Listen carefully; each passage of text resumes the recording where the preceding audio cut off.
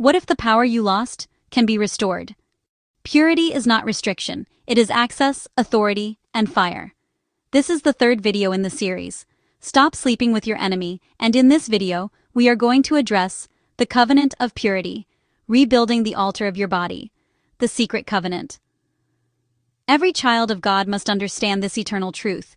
Purity is not merely the absence of sin. It is a covenant between you and God. It is your personal altar, a living commitment to honor the one who purchased you with his blood. When you were redeemed by Christ Jesus, you didn't just receive salvation. You entered into a covenant relationship. Your body, soul, and the spirit became sacred ground, sacred for divine use. And this is why the Word of God declares in 1 Corinthians 6:20, "For you were bought with a price. Therefore glorify God in your body and in your spirit, which are God's." You no longer belong to yourself.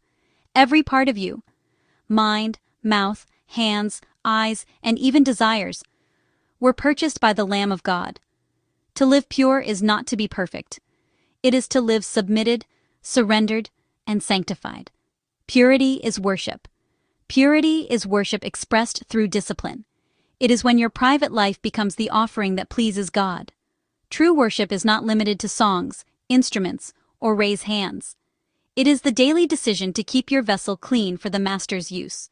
When you choose purity over pleasure, you are declaring, "Lord, you are worth more than my momentary satisfaction." The altar must be rebuilt. In the Old Testament, the altar represented the meeting place between God and man, where sacrifices were made and sin was burnt away. But when Israel turned away from God, the altar would crumble, neglected and desecrated. In the same way, when believers compromise their purity, the altar of their bodies become broken. The fire that once burned with passion for God begins to fade, replaced by shame, guilt, and confusion. But the Lord is calling his people to rebuild the altar, to restore the place of intimacy, holiness, and covenant.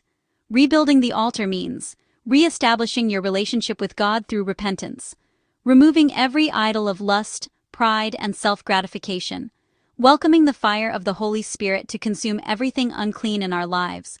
When the altar is rebuilt, the fire returns. And when the fire returns, so does power, clarity, and peace. The covenant of eyes, heart, and body are vital to our beings. Purity begins with the eyes, is guarded by the heart, and is expressed through the body. 1. The eyes are gates. What you watch feeds what you desire. Guard your vision with purpose. Psalm 101:3 says, "I will set no wicked thing before mine eyes." 1. The heart is the center of devotion. It decides who or what you love. Purity begins where your affection is anchored. 1. The body is the visible altar. It reveals who truly reigns within. When you yield your body to righteousness, you are testifying of the one who sanctified it. To walk in purity is to let the Holy Spirit govern all three: your sight, your affection, and your actions. The battle for the body is very real. The enemy has always been after the body, not because of its fleshly beauty, but because of its spiritual value. He knows that the body is where heaven meets earth, the instrument God uses to manifest his will and his presence. So, Satan seeks to defile what God designed to display glory. This is why he fights through lust, perversion, shame, and addiction, not because he desires pleasure, but because he desires possession. If he can defile your body, he can distract your spirit. If he can dominate your desires, he can silence your purpose. If he can corrupt your temple, he can hinder the flow of God's presence through you. But purity closes the door. Purity is spiritual warfare. When you say no to impurity, you're saying yes to God's authority over your life. Restoring the fire to your altar is vital. If your altar has been broken, know this: the fire can burn again. The same God who forgave David's sin of adultery, who cleansed Rahab the harlot, who transformed Mary Magdalene. It's the same God who will restore your holiness and reignite your passion. All he requires is your surrender. When you repent, you are not running away from God. You are running back into his arms. He longs to restore his fire within you, to fill the temple once again with his glory and his peace. Let the Spirit of God rebuild what compromise destroyed. Let him sweep through the chambers of your heart and light again the flame of consecration. The steps to rebuilding your altar. Return to the presence of God. Spend quiet time in prayer and worship, not asking for things, but inviting His Spirit to purify you. 1. Repent with understanding. Repentance is not shame, it's transformation. It's a change of direction from sin towards holiness. 1. Renew your mind. Feed your spirit with the Word daily. The Word of God rewires your thinking and guards your desires. 1. Re-establish boundaries.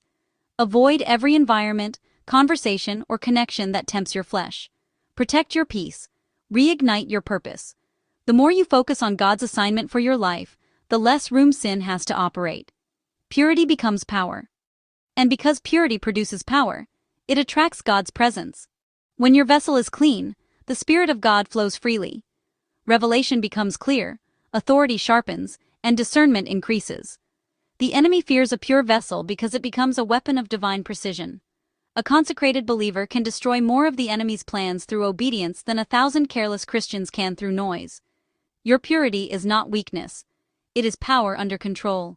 It is the proof that God truly reigns in your body. Purity is covenant, not just moral behavior. The altar of your body must be rebuilt through repentance and surrender. The eyes, the heart, and the body must work together towards the holiness of God. The enemy attacks purity because it carries power. Purity invites and draws God's presence.